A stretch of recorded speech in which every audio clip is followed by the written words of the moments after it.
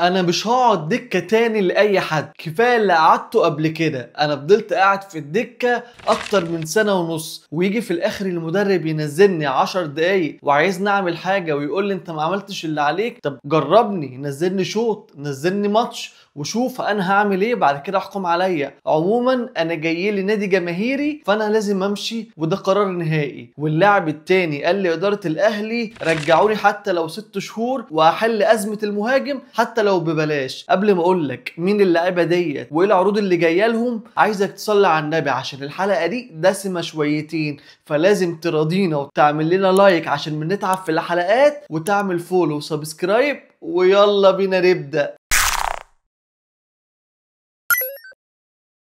اللاعب كلم كابتن سيد عبد الحفيظ قال له انا حاسس بالظلم، انا ما بلعبش وقاعد دكه، حتى يوم ما بنزل المدرب بينزلني 10 دقايق، كفايه اللي قعدته في فتره كولر، انا كفايه عليا كده، انا عايز امشي والقرار دوت نهائي. انا بشوف عروض دلوقتي جايالي من ليبيا وجايالي من الامارات وعرض من نادي جماهيري في مصر. اللاعب دوت قفشه خلاص زهق.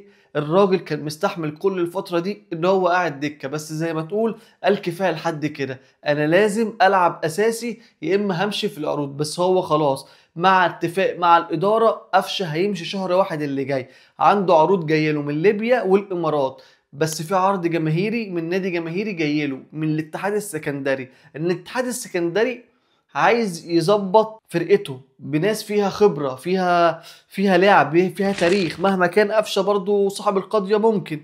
فالنادي الاتحاد السكندري تواصل مع مدير اعمال قفشه ومع النادي الاهلي وقدم عرض لقفشه، بس قفشه زي ما تقول بيراجع كل العروض اللي جايه له. قفشه بما انه قاعد دكه مفيش عروض قويه جايه له من قطر والسعوديه. للاسف العروض اللي جايه له من ليبيا والامارات طبعا اقل في الفلوس بمبلغ كبير، والعرض الجماهيري اللي جاي له في مصر هو الاتحاد السكندري، وفي عرض تاني بيقول لك من سيراميكا كليوباترا اعتقد مش اكيد.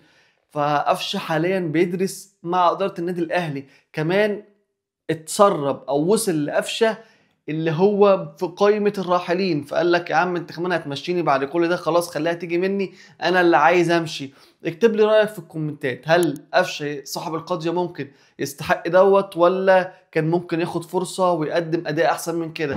ندخل على الخبر اللي بعد كده، خبر هيزعل كل زملكاوي، والله هيزعل كل الناس يعني، بس هيزعل الزملكاوي بالخصوص. ايقاف قيد الزمالك 3 فترات تاني. هتقول لي يا عم ما ايه على الجديد، ما الزمالك كل يوم بيتقفل. اقول لك عجبني السؤال، بس المرة دي يا معلم القيد هيتقفل 3 فترات حتى لو دفعت الفلوس. يعني نادي الزمالك لمدة سنة ونص موقوف قيده، مفيش لعيب مفيش شنكار هيخش، مفيش جزمة هتطلع ولا شنكار هيخش، خلاص قفل يا باشا على النادي. نادي الزمالك لو معرفش يظبط ويحافظ على الموجودين ويطلع ناشئين، نادي الزمالك هيترجلش السنه ونص ديت، هيترجلش. بس عادي نادي الزمالك متعود عليها، هيعرف يعدي منها زي ما عدى قبل كده. ندخل على الخبر اللي بعد كده.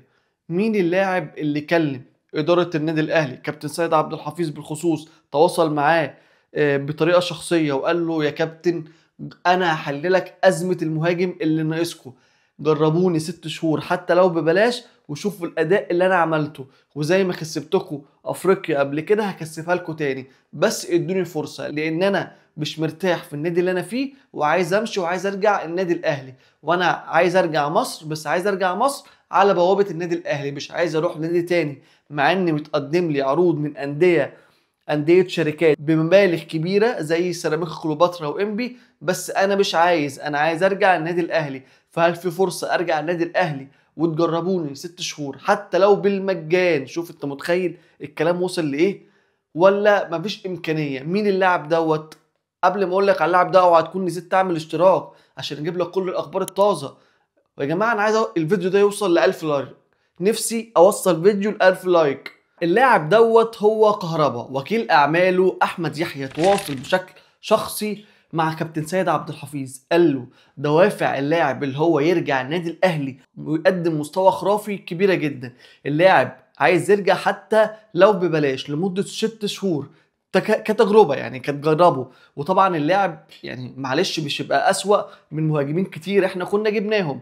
كهربا بيتكلم ان مشكلته حصلت اللي هو مش عارف يتأقلم مع الانديه اللي راحها، سواء الفريق الليبي او فريق القادسيه الكويتي، لكن بيقول هو لو رجع النادي الاهلي هيقدم مستوى عالمي. انا وجهة نظري يعني مش عارف والله، سواء جراديشار او طاهر اكيد مش هيبقوا اسوأ من كهربا. يعني ممكن كهربا لما يرجع يعمل حاجة عنهم. انا مش مقتنع بطاهر ولا جراديشار ولا محمد شريف بصراحة. إدارة النادي الاهلي ردت. احنا حاليا مش شايفين كهربا في خطتنا او في الطلبات اللي المدرب محتاجها. احنا حاليا بندور على مهاجم سوبر، مهاجم يكون هداف، يكون مركزه الاساسي راس حربة. دوت اللي احنا بندور عليه علشان يفيد خطة المدرب الجديد ويجيب اهداف بدل الفرص كتير اللي بتضيع. والمدرب الجديد مأكد اللي هو محتاج مهاجم سوبر شهر واحد اللي جاي. فتخيل انت هو طالب مهاجم سوبر حاجة زي وسام، هوب تخش له بكهربا، هيسمعك واحدة اسكندراني. يعني صعب جدا اللي انت بتتكلم فيه، مع ان انا على المستوى الشخصي بحب كهربا. يعني اتمنى يرجع، يعني اي حد اهلاوي وعايز يرجع النادي الاهلي وعايز يرجع ببلاش انا اتمنى اللي هو يرجع.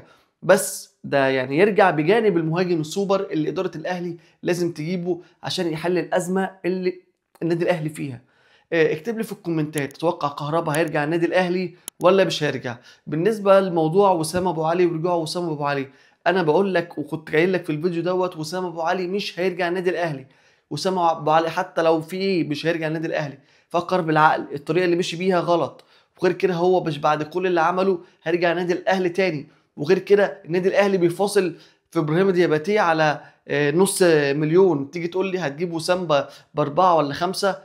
وسام احتمال كبير ممكن يروح نادي سيلتيك في اوروبا الاسكتلندي، لكن النادي الاهلي انا بقول لك من عندي من كنترول مش راجع.